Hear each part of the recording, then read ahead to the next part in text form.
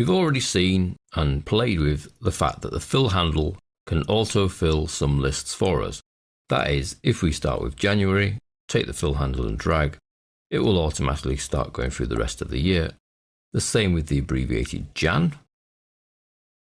That will go through the rest of the year and start again once we get to the end. You don't actually need to start in the beginning. If we take June, for example, that will quite happily continue to the end of the list and then start again.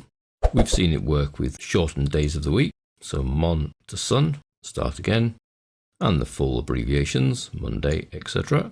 And we know that week 1 doesn't have to go from the beginning either. If we start with the, it goes to Sun and then starts again with Mon and then goes right around the list.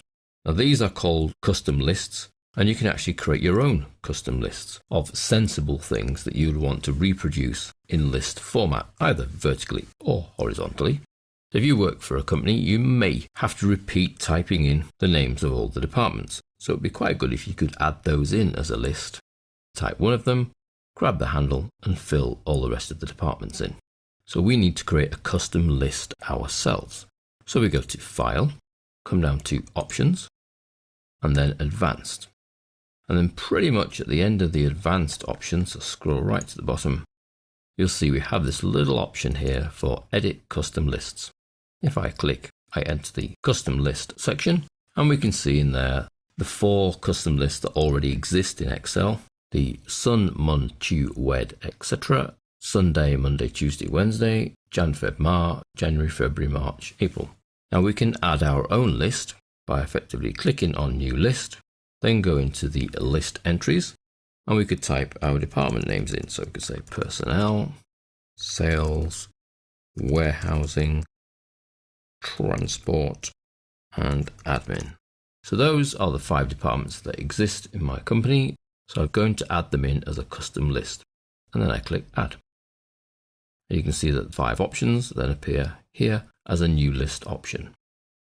OK, OK, and then back to Excel. All I need to do now is actually just remember one of those departments, grab the fill handle and drag, and you'll see it repeats the list in uppercase. If I were to keep it in title case, take my little fill handle and drag, you see it repeats in title case, but the actual text values are the same. And just like our other lists, we can start anywhere we like, and it will just continue to the end and start again. They also work horizontally. Let's take transport across. It becomes transport, admin, personnel, sales, warehousing. So that's adding in a custom list where we go to the custom list dialog box and type the entries. There is another way of creating that custom list, and that is to have the people already, in this case salesmen, in cells, and you want to pick those cells up and create a custom list from it. So I highlight the cells, I then go to File, Options, Advanced, Edit Custom Lists. You can see our personnel one remains here. This is the list I've got highlighted, B3 to B9, and then I click Import. And you see it brings in all the values that are currently in B3 to B9 as a new list entry, and I now have Alice, Bob, Mary, John, Peter, Fred, Sarah. OK. OK. And then we just need to test that that works by typing any one of them. And when you drag down, they replicate. And when we drag across, so let's pick on Bob, they replicate. And if we drag backwards, they go backwards through the list.